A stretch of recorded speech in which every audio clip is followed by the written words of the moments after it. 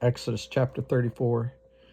The Lord said to Moses, "Chisel out 2 stone tablets like the first ones, and I will write on them the words that were in the first tablets which you broke. Be ready in the morning, and then come up on Mount Sinai.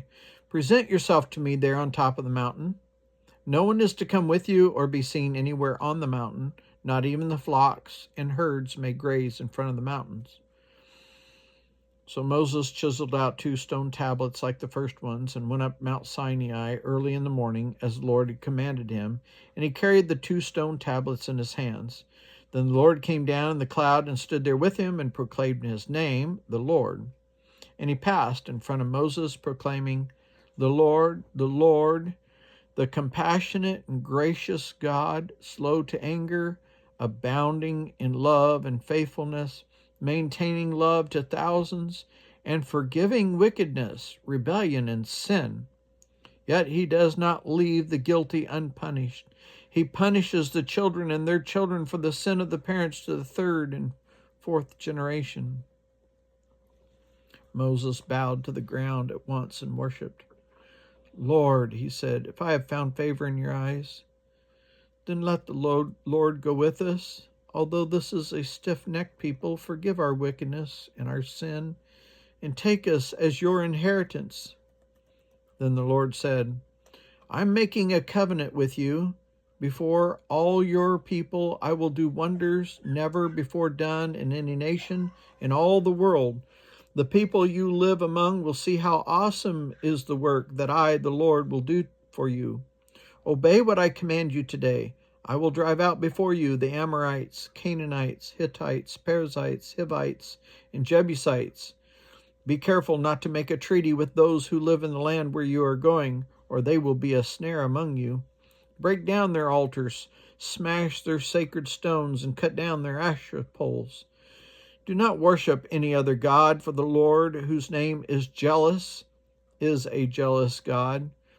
Be careful not to make a treaty with those who live in the land, for when they prostitute themselves to their gods and sacrifice to them, they will invite you, and you will eat their sacrifices. And when you choose some of their daughters as wives for your sons, and those daughters prostitute themselves to their gods, they will lead your sons to do the same. Do not make any idols. Celebrate the festival of unleavened bread. For 7 days eat bread made without yeast, as I commanded you. Do this at the appointed time in the month of Aviv, for in that month you came out of Egypt. The first offspring of every womb belongs to me, including all the firstborn males of your livestock, whether from herd or flock. Redeem the firstborn donkey with a lamb, but if you do not redeem it, break its neck. Redeem all your firstborn sons. No one is to appear before me empty-handed. 6 days you shall labor, but on the 7th day you shall rest. Even during the plowing season and harvest, you must rest. Celebrate the festival of weeks with the first fruits of the wheat harvest and the festival of ingathering at the turn of the year. 3 times a year all your men are to appear before the sovereign Lord, the God of Israel. I will drive out nations before you and enlarge your territory. No one will covet your land when you go up 3 times each year to appear before the Lord your God. Do not offer the blood of a sacrifice to me along with anything containing yeast, and do not let any of the sacrifice from the Passover festival remain until morning. Bring the best of the firstfruits of your soil to the house of the Lord your God. Do not cook a young goat in its mother's milk." Then the Lord said to Moses, "Write down these words, for in accordance with these words I have made a covenant with you and with Israel."